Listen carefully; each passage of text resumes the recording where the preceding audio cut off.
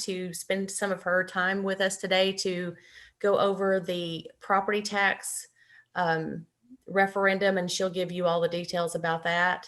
If everybody just wants to take a quick minute and introduce yourself to Jennifer, that would be great, so she knows who she's talking to here. I'll go ahead and ask everyone individually. Chad, since you're next to me in the little gallery, I'll just let you go first. Sure. Hey, Jennifer, thanks a lot for coming on today. For the chamber, I serve on the executive board. I also sit on the normal board, and then I chair the economic development committee with Alan Thompson, who I believe is also today. So really appreciative. I work for American Constructors. I'm a senior project manager. I've been with them for 14 years. So, yep. All right, Jim. Sorry, multitasking here. That's okay. My name is Jim Plasco. I am the president of the chamber and founding partner of Beyond Asset Management, a individual and small business financial planning firm. Been in Bellevue for 25 years with my wife and 4 daughters. Thanks for being here and thanks for sharing. Happy to do it. David, are you there? I can't see your face. That's because my camera's not working. Okay. Sorry. I'm David Hart. I'm with the ATA CPA firm. We're located in Bellevue. We've got offices all over the place. Relatively new to Bellevue within the last 3 years. And, and I've heard a lot about the property tax issue. So I'm anxious to hear what you had to say. And I echo Jim's comments. We appreciate you being here today. All right, Zach. You are. Hello. Yeah, sorry, I was on mute. I'm Zach. I own Getaway Media, and then also picked up a Card My Yard franchise in the last couple months. Been on the board. This is my 2nd year, and I'm heading the events chair, so getting speakers for our breakfast and lunch and all that. So thank you for joining us. I'm looking forward to hearing from you. Okay, Maureen. Hi, I'm Maureen Riley. I'm the executive assistant to Amy at the Bellevue Harpeth Chamber of Commerce, and I've lived in Bellevue for more than 30 years. Okay, Alan. Long time no see, Ms. Carlat. Alan Thompson. Been on the chamber, I guess 5, 6 years now. Past president, 2 presidents ago. Left all the good stuff for Jim, so here we are today. Thank you. I'm glad I didn't have to navigate a pandemic, but this is a topic that, and I'm sure Amy brought that up, that we kind of discussed at our last meeting when we met for lunch, and it was like, we really need to make sure we educate our board on this very well, so that we're getting the right information to our members. And I think that's critical because I think a lot of people hear very different things. And I know that the ruling on the judgment has changed things, but it'll be interesting to see where that is and where it could go from here if they're going to come with something else. Thanks for joining us. Yep, happy to do it. Okay, thank you, Alan. Jennifer, I will turn the show over to you, my friend. Yeah, Jim, I'm sure you found the binder that Alan left on what to do in a pandemic and a recession, and then somebody shows up with a referendum to kind of take Metro's main revenue source away. I'm sure you found that binder, right? It was very easy and helpful. It was annotated. It was really just made this. Yeah, bottom drawer, Jim. Thank you. Thank you. Nice. Right next to the scotch. Got it. That's right. That's right. Yes.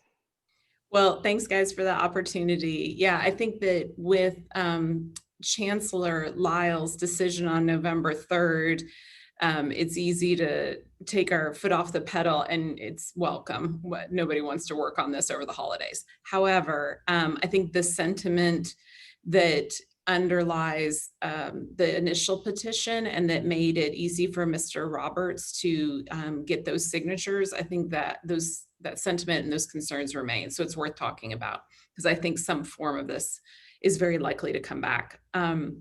So just to remind people of kind of the timeline, in June, Metro Council adopted their fiscal year 21 budget, and it had a 34% property tax increase.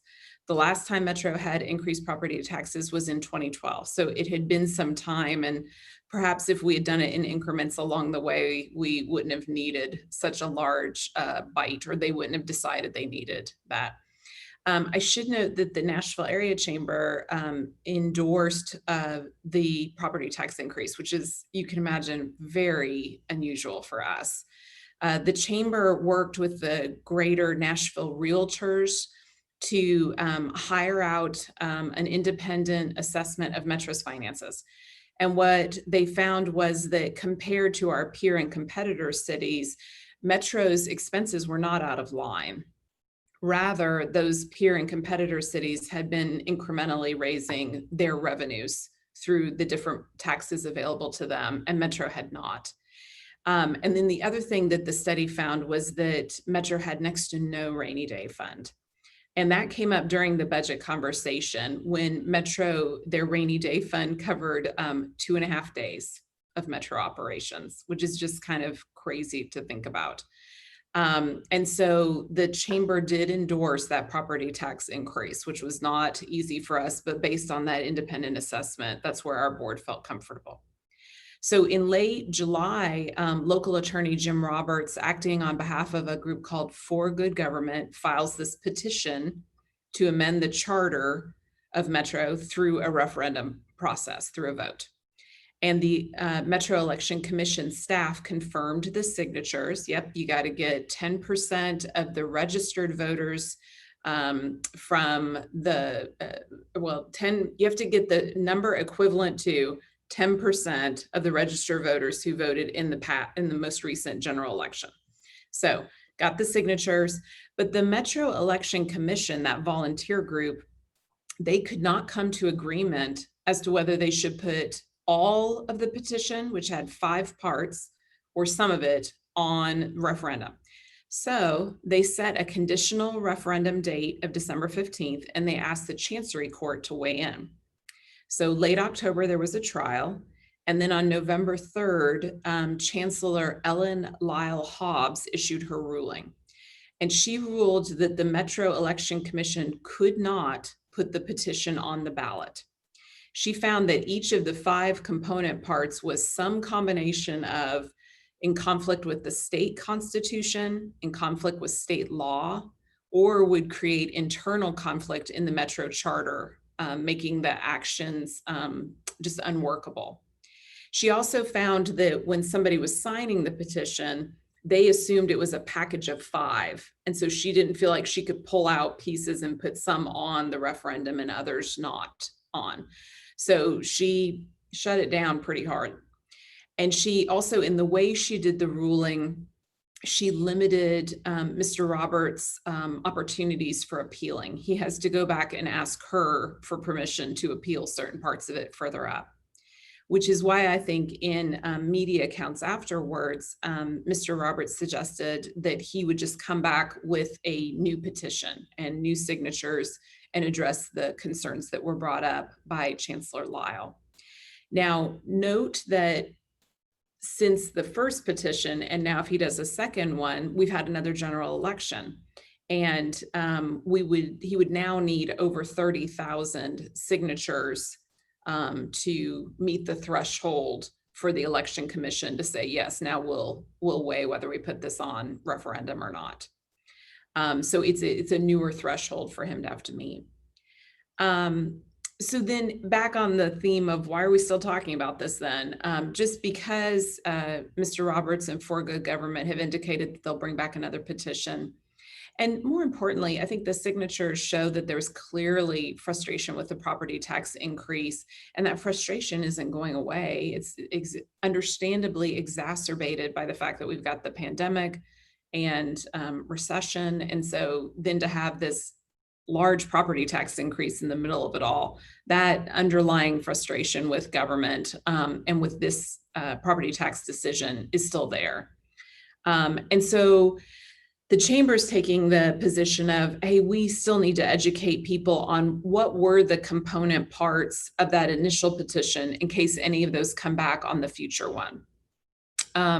So I might, before I go into those 5 parts, I might pause for a minute and see if you had any questions on the, how did we get here and what could happen next? I absolutely do. And if you mean by how did we get here fiscally, not to the lawsuit and the referendum, the statements that seem in conflict to me is, okay, our expenses do not seem out of line compared to our sister cities around the country. Question 1, do those sister cities have some form of reasonable rainy day fund? Mm-hmm. And if they do, then I would say, no, you can't say our expenses are in line because we haven't maintained both a controlled expense and a rainy day fund. So held isolated, you can mathematically say we're in keeping with sister cities, but not in its totality. The second thing is, I think Nashville has had such a boom in population, building, and raise of property values that in theory, your raising of property values should offset the inflation concern because they're generally raising property values at a rate faster than inflation. So to me, the numbers just don't add up. So just sure. So on the first statement you made, I think that's a fair statement to say, if we hold out the, does your city have a rainy day fund? Then our expenses are, our city's expenses are in line with the competitor and peer cities. But the research that we contracted for did show that the other cities had done a better job of getting a rainy day fund. So in that way, our expenses are actually behind. The other thing, I'll send you guys the link for that independent study. Another thing that they did that I found interesting is they looked at what revenue sources Nashville has versus these other cities. Because we live in a state where a city's property, or not, let me back up. We live in a state where a city's revenue sources are dictated by the state. A city can't just say, oh, you know what, all of a sudden I'm going to tax on this, that, or the other. And so other cities in other states have different revenue sources that we do not. And that's neither here nor there. It's just worth knowing what kind of, there's only so many dials you can twist, you know, to get more revenue. On the issue of how are our property values going up and how is that not covering the difference when we have all this growth?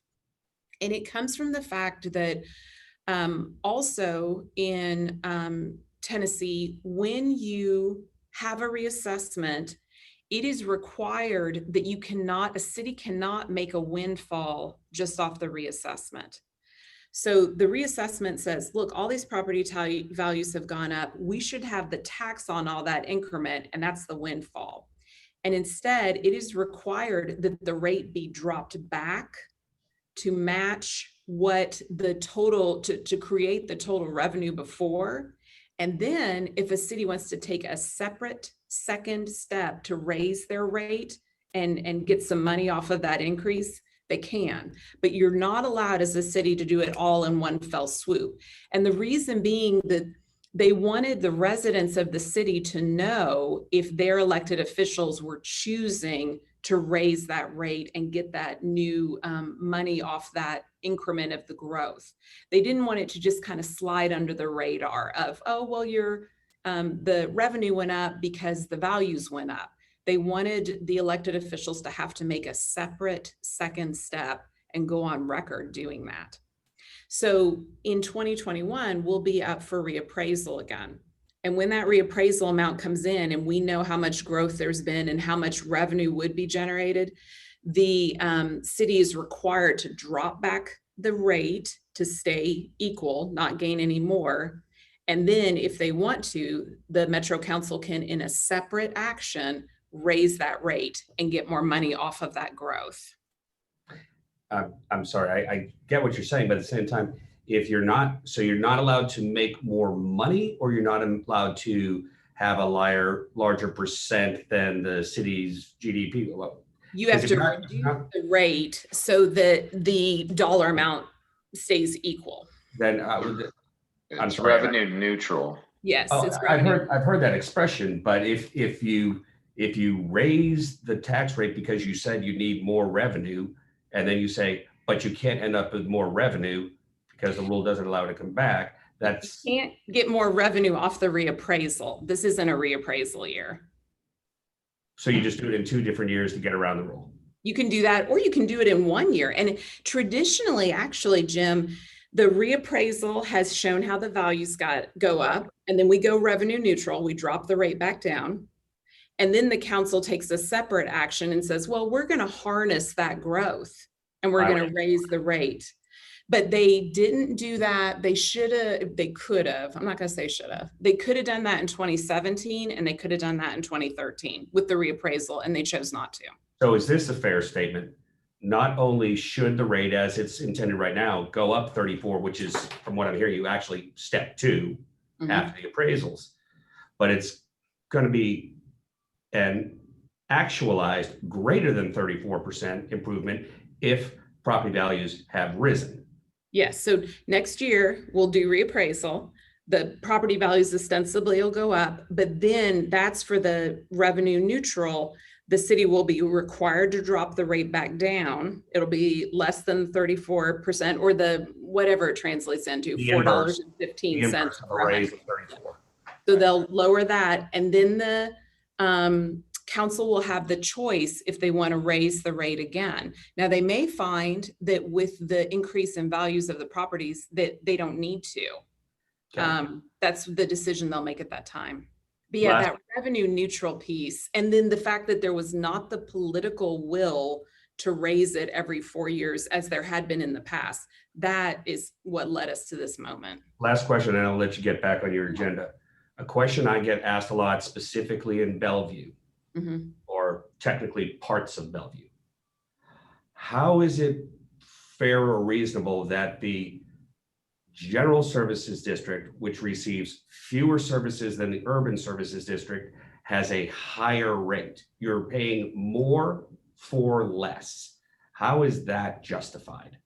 You know, I'm going to have to Google the rates, but it was my understanding that the General Services District has a lower rate per $100 of assessed value than the Urban Services. So well, let me jump in real quick. So the confusion comes from the increase was 34%, but our general subdivision increase is actually 37%.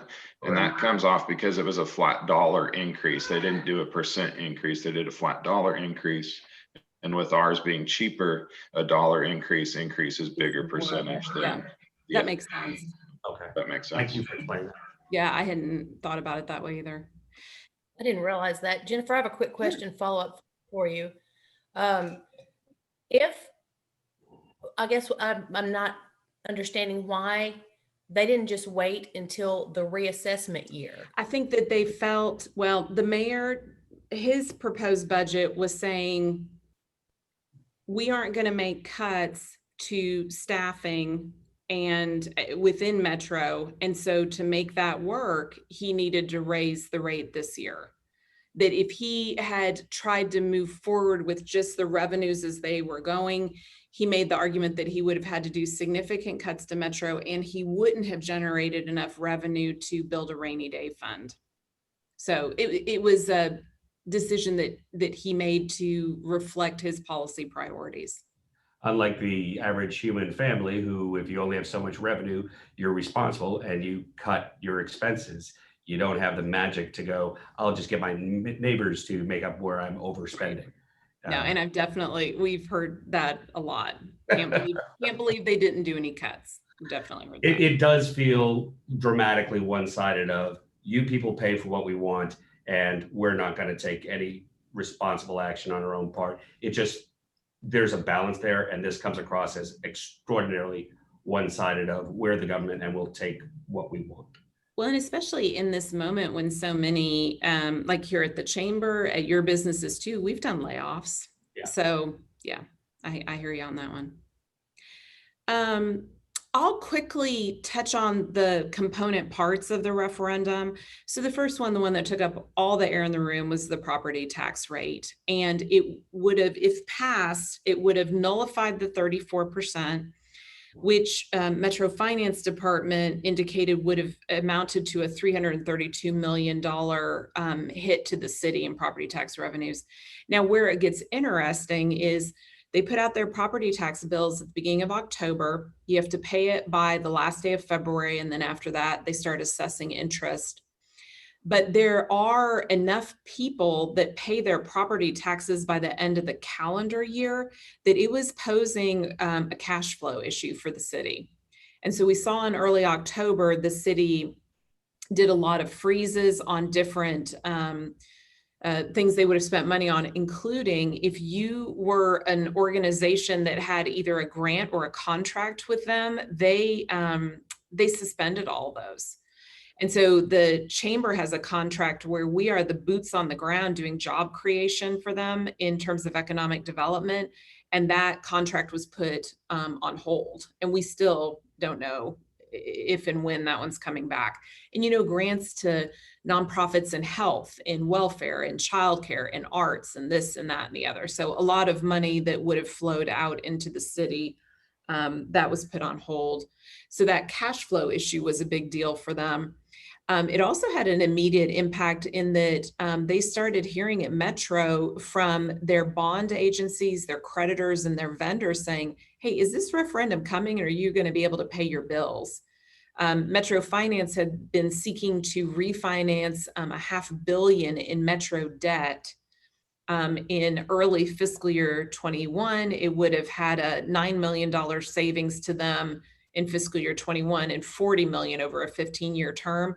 And the bond agencies told Metro, you need to hold up on this, because if we move forward with this, it'll come to light that we would need to downgrade your Metro bond rating.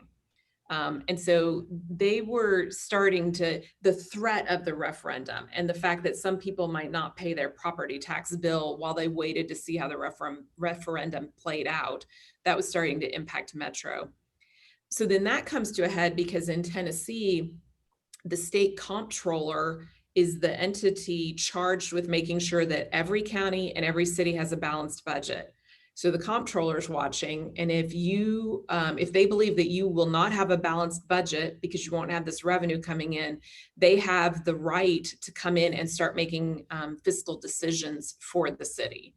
And so we were hearing that the comptroller was saying, hey, if you don't have a balanced budget and some money in reserve for emergency, we will come in and we will start making decisions for Metro. Okay, let me ask a question on that. Sure. The city has operated with fiscal challenges for quite a while. Mm-hmm. The state has one of the best rainy day funds in the United States. Mm-hmm. Fiscally, why wouldn't we want the state to just say, fine, Metro, you're no longer in charge, we are, because they've proven to be better stewards of the money than the Metro council has, and the mayor's office. I think for a lot of Nashvillians, we see it in who they elect locally versus who is elected at the state level, and just a concern that will the state level value the same budget priorities that Metro has.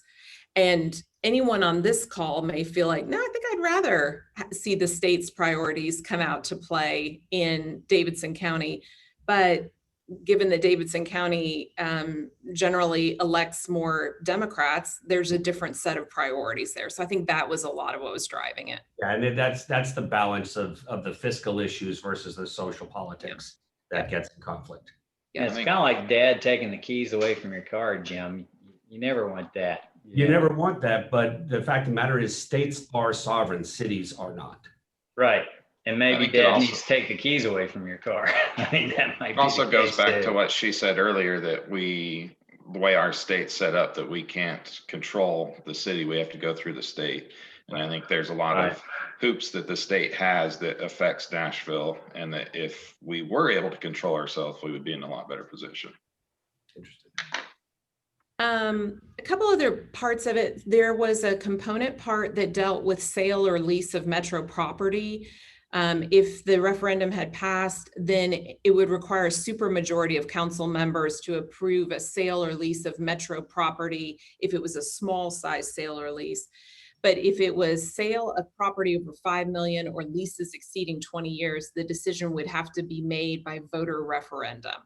So that would have applied to like Belmont University's lease of metro property at Rose Park, the upcoming lease of land in North Nashville for a transit hub. So that's the kind of thing it would have impacted. Over in bonds, it would have required that bonds over 15 million for a specific project would have to go to referendum. This would have impacted the $200 million in metro water bonds that were approved this past spring. And it would impact in the future things like convention centers, sports facilities, transit facilities. So I should also mention that when our city goes to referendum, that's at about $800,000 a pop. So it's kind of expensive. And that was probably the part that scared me the most, Jennifer, was our city wouldn't be able to function.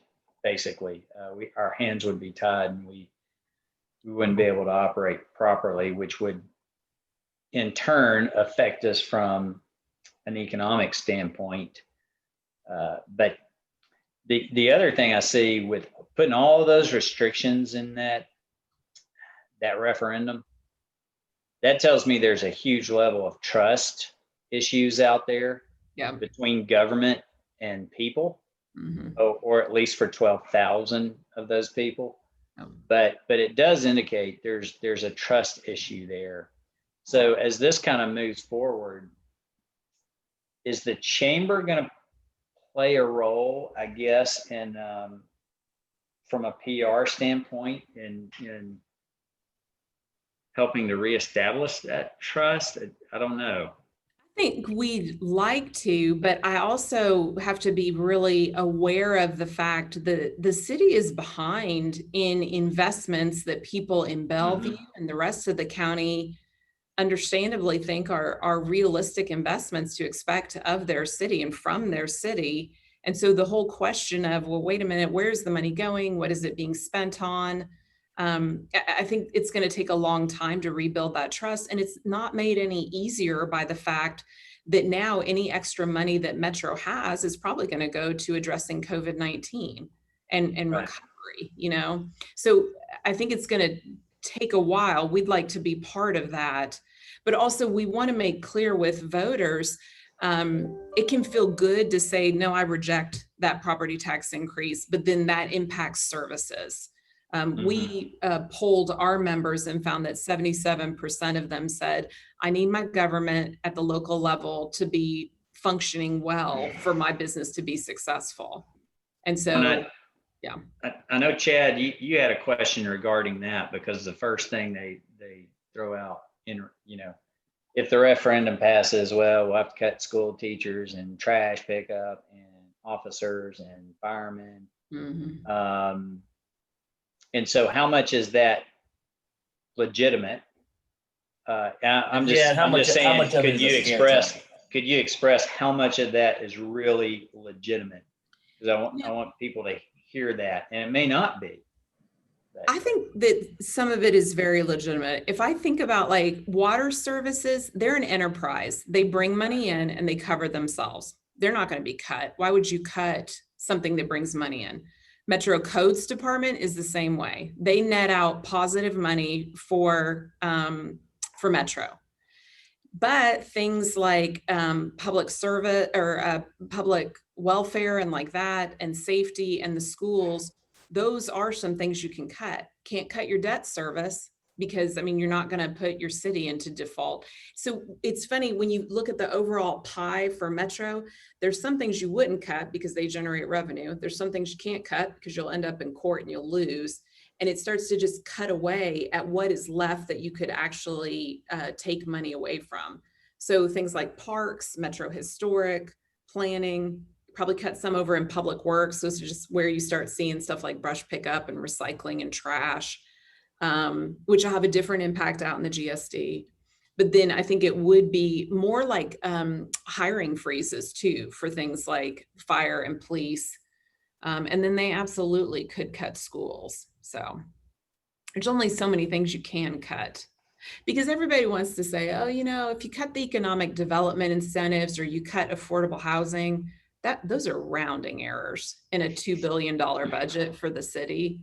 So you got to look at the things it would be smart to cut or that are left over after you kind of rule out everything else, if that makes Right. sense. And it's obviously easy to not spend money on a new high school here. And I know, Amy, you met with the mayor out on site there, and that was part of the conversation had. And I get it. I mean, you got to have the dollars to spend. And if they're not there, they're not there.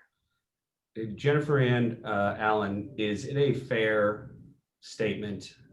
It would appear to me this idea of needing a public referendum for any effectively general obligation or the developments of lands of over 15 million, that's completely impractical because you can only do a referendum so often, like you said, $800,000 a pop. Yeah. And yet these deals, while they take a long time to come out of the ground and into existence, sometimes the deals have to happen very quickly because you're in competition. So just from a practical standpoint, it seems that that would be not workable. Is that a fair? I think that's fair because your point, the one about the water bonds, really, are we going to vote on water bonds or do we just need to get those out the door so that we can have the money we need to update outdated water infrastructure? It does seem to me like good governance says there are some decisions that we don't all have a vote on. We elect people and they make tough decisions about where we're going to spend limited resources. Yeah, I would agree. Had the referendum gone through, we would have been inept, and I think the state would have had to have come in had it gone through as written. Yeah. But fortunately, it did not. But there'll be some other version of that coming in the near future, and I think it in our little economic development group, that was something we wanted to say, hey, let's all get on the same page here because we all think very differently in terms of this referendum and raising of taxes. And from the Bellevue Harpeth Chamber of Commerce, I think we need to kind of have an understanding of taxes, whether you raise them, whether you don't, and what impact that has on services and what impact that has on our economic development capability, both for Nashville, the region, but then for our little community of Bellevue. What kind of impact is that going to have? And I don't know all the answers there, but I think educating ourselves on this topic is vitally important so that we're at least on the same page, or we understand the book we're reading. To that end, Amy, I saw the other day that Quante Toombs, who is the council member who this year is chair of budget and finance, she just put out a listing of all these dates where she's going to have virtual meetings where folks can jump in and get a better understanding on Metro's budget and warts and all. And so I can send that around. I know we're going to be promoting that to our members as well, who I get are skeptical about, really, was there nothing else you could cut, or how did we get here exactly? So I'll forward that to you in case it's interesting to you guys as well. Oh, sure, that would be great. I'm sure a lot of our members would be interested in hearing more about that. Yeah. So in terms of the referendum coming back out in some form, do you think they are going to take those 5 things and pare them down to just a few, or what are the thoughts about how they're going to come back at us with that? The rumor that we've been hearing is that when it comes back, it'll be in more separate parts so that if one goes down, it doesn't drag all the rest of it with it. So, I mean, that makes sense. They'll make it more severable. I got to tell you, I'm not exactly sure how Mr. Roberts gets to some of the outcomes he wants when the chancellor just so shut it down in terms of that's not that violates the state constitution or state law. And to you guys' point, the city is a product of the state in Tennessee.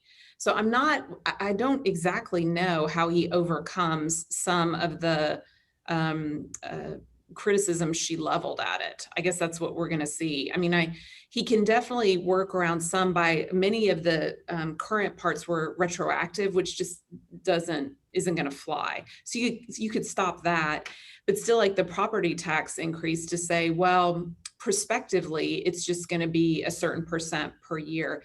That still flies in the face of what the state constitution says, which is that the legislative body in each city or county is the one that sets its budget. We don't do budgeting by the ballot. Right. So I'm not exactly sure how he overcomes some of these, or if he has another set of concerns that he thinks will resonate with voters who've been frustrated with how Metro's finances are going. Well, I'm, I can go look it up myself because I really don't know what is his solution. Is his solution just to make the increase less or none at all? Or I think he was definitely, when he came and spoke to our board, it was in the vein of, we don't need this increase. We just need to live within the amount of money that we have, and that there could be a certain amount of cuts that would occur.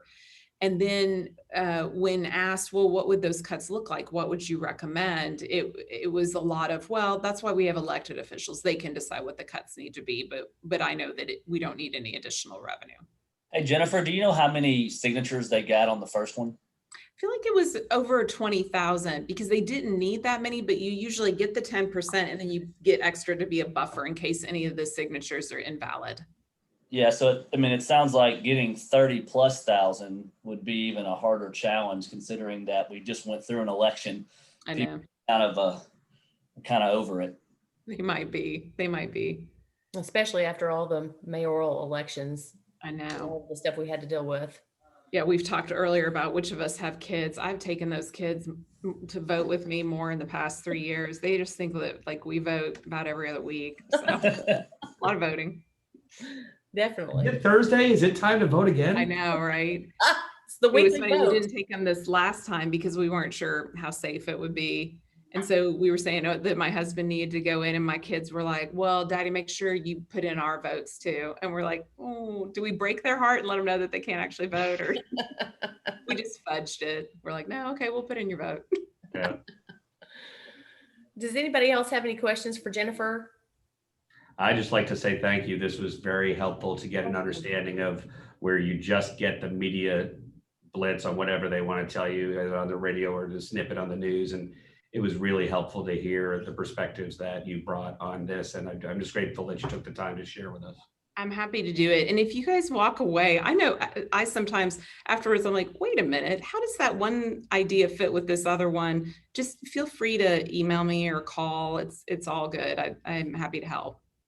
Thank you, Jennifer. And you said you were going to share the link for the independent For our assessment. study. Yeah, that would be awesome. I'd love Be to great. read that. That would be helpful. I'll send that out to everyone. Okay, good. Jennifer, Thank thank you. you so much. Thanks, Jennifer. You're so, Thank you. you're a very sharp lady, and we appreciate all of your expertise on this. Thank you. I appreciate it, guys. Have a great day. You take care. you. Bye-bye. Yeah. Bye, everybody. See ya. Bye.